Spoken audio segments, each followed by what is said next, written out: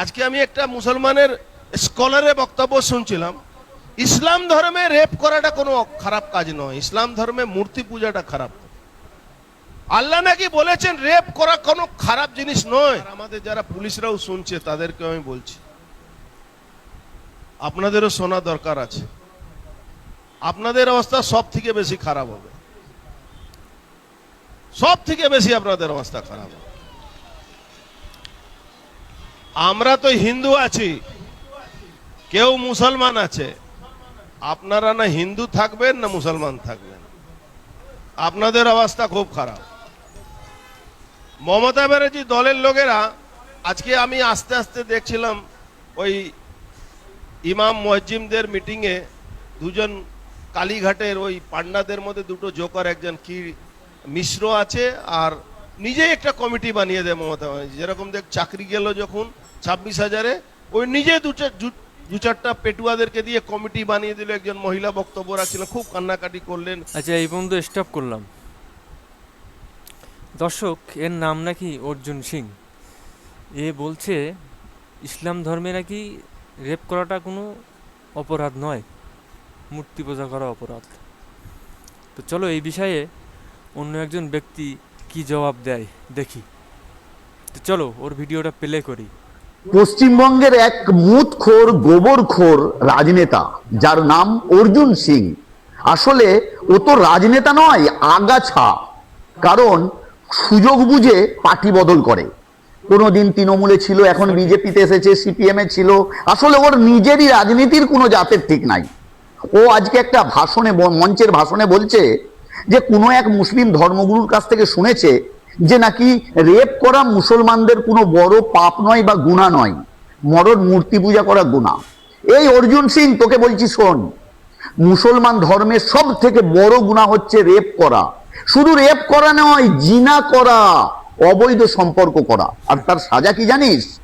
Direct জনসমক্ষে মত, পাথর মেরে মেরে ফেলা, শিরচ্ছেদ করে দেওয়া। আর তুই কি ভাষণ দিচ্ছিস? তোর ধর্মে, তোর পলিটিক্যাল পার্টিতে রেপিসদের তো গলায় মালা পরিয়ে সংবর্ধনা দিস। লজ্জা করছে না তোর উল্টো পাল্টা ভাষণ দিতে? আরে শোন, আর একটা কথা বলি, সব থেকে বেশি রেপিস্ট তোর ধর্মের মধ্যেই রয়েছে। আশারাম বাপু, কুলদীপ সিঙ্গার, রাম রহিম বাবা, এরা অনেক অনেক রেপিস্ট রয়েছে। আর মুসলমানদের রেপিস্টের সংখ্যা অনেক কম। আর মুসলমান সম্প্রদায়ে যে রেপ করে সে মুসলিম হতেই পারে না। তাই তোকে একটা কথা বলি শোন, এই গোবর খেয়ে মুত খেয়ে ভুল ভাল বকিস না।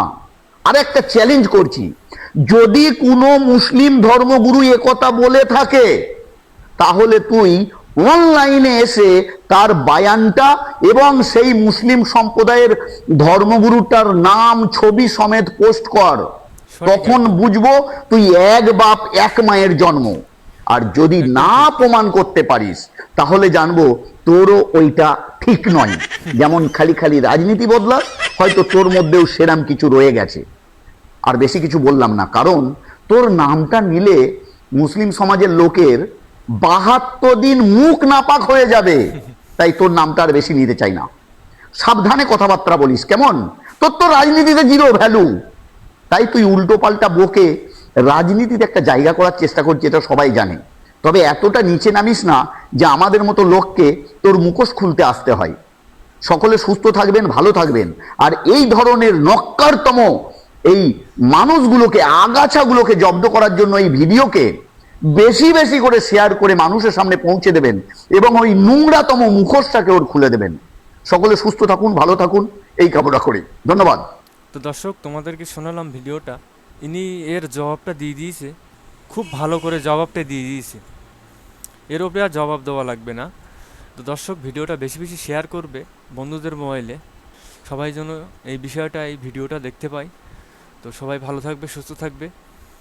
আসসালামু আলাইকুম।